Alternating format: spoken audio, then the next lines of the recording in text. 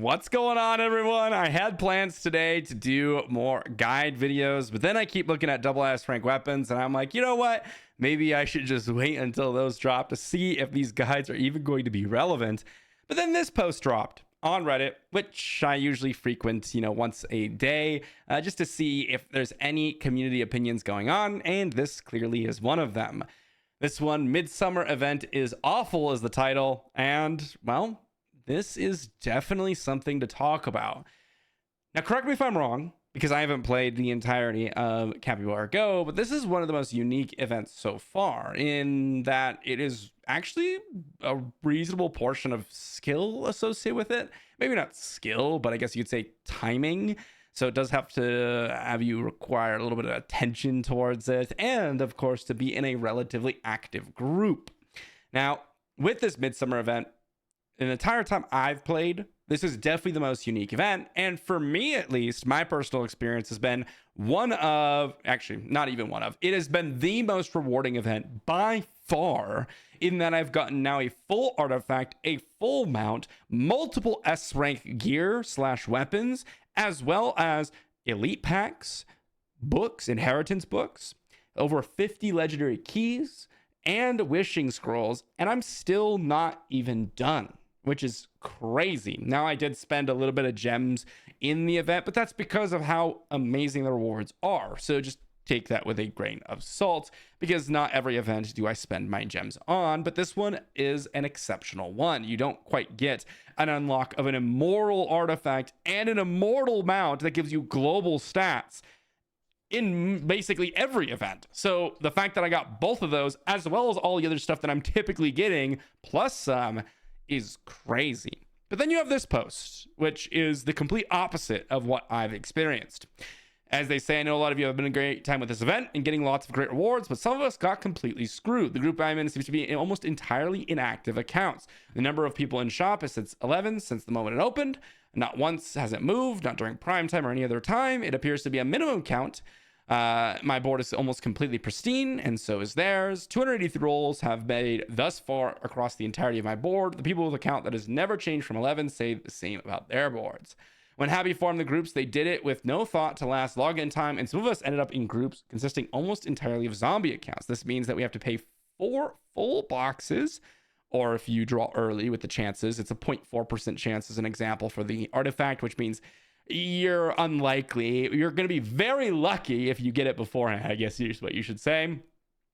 Ourselves, if we want to get anything, no increased chances because other people have already spent on a box, so no chance to snipe. This is deeply unfair to those of us in this position and makes the event utter crap for us. As for this last line, this first part of the last line, this is deeply unfair to those of us. Every event is deeply unfair to someone. Honestly, I think this is one of the better events. Not to diminish what they're saying here, because I think this is a totally valid point, and I think there's some really good criticism here that we can give to Habby. But the fact that it's deeply unfair to this individual and maybe a group of people, there's always something that's deeply unfair, right? Like the growth events and how they changed it to expand the server entries and more people to compete against, made it very difficult for free-to-play players to actually actively snipe a lot of these growth events, which is quite unfortunate. But at the same time, other people with less active servers have growth events that you absolutely could crush as a free-to-play player. That's not my server.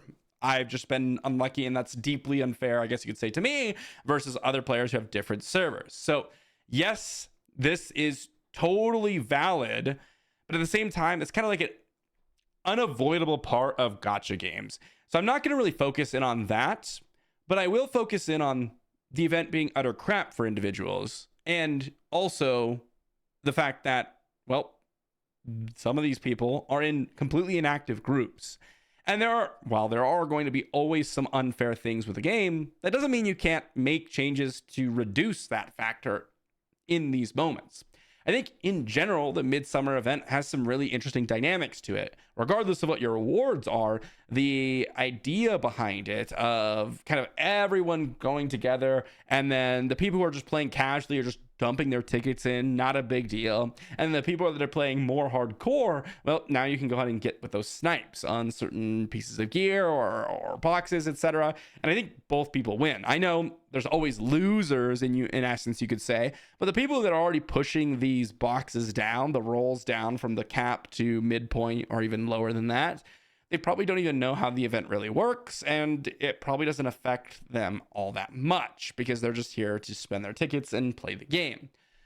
But for people who are active community members and they don't have active groups, Habby could definitely create something, or rather introduce an algorithm to kind of push aside all the inactive accounts. You know, people who have been maybe offline for more than a couple of days gets grouped together, whereas the people who have been active get grouped together as well. And that at least allows everyone a little bit more fair playing field.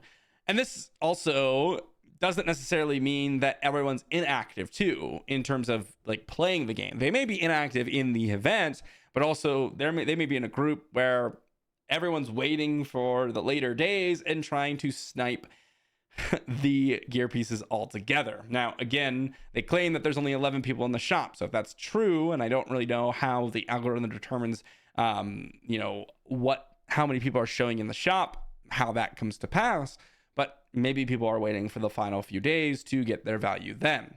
I guess the bigger point from this is, what do you all think about this event? Again, please let me know in the comment section if you've played in the very early days of Capybara Go, and this is an event similar to something you all have experienced. But at least for me, I've had a lot of fun with the Midsummer Event. And by the way, not everything has been great for me also. If I were to pull up Capybara Go here and dive right in, yes, I have picked up the Muramasa Demon Blade. Yes, I have picked up the Overlord Deer. Yes, I have picked up two boxes between the weapon and the Mark prize. So it's been really solid for me. But I also went in on another box, and I was pulling at the same time to try to cheese my way into maybe not using all the tickets after someone had been pushing hard. And I got my box sniped at about 10 to 15 pulls left, just because I was being greedy with it.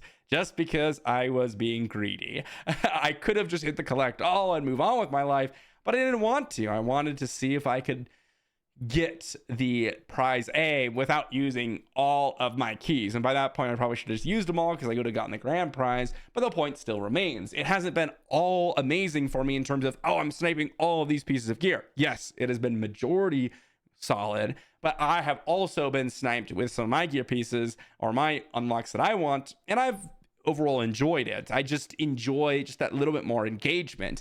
The events that we've had previously, the Easter event or the bubbles, the deep diving, or the fishing event, there are some strategies with that. Like the fishing event, you can kind of gauge whether or not you're going to get a legendary fish, and you can reset the fishing in order to, you really use those lines. If you run out of them from the shop, then you kind of just use all your lines all together. There's all sorts of kind of min-maxing to it. This is a level of, kind of attention to the game that I haven't really paid attention as in depth as this for any event so far. Yes, I still do some of those strategies, but oftentimes it takes so long to get through a lot of those, flashlights and bombs and all the other stuff that I'd rather just kind of click through it. Whereas this one, it doesn't require a ton of time investment, but it is interesting to me. It gets the adrenaline going. It gets the excitement going. So I personally enjoy it. Even if I was in an inactive group, I would want to see this again. And I know maybe that's, just something I have the privilege of saying because I was in a good event or a good group this time. But I want to hear what you all have to say. What have you thought about this event? I mean, despite the fact if you're getting sniped, they're also putting just the immortal artifact and immortal mount in the event too, which also increases the excitement. So would you just rather see very good prizes in the deep dive or the Easter where you can get access to the Demon Blade or the Overlord Deer? Or would you rather see an event like this where there's a little bit of luck, a little bit of chance, and a little bit of timing involved?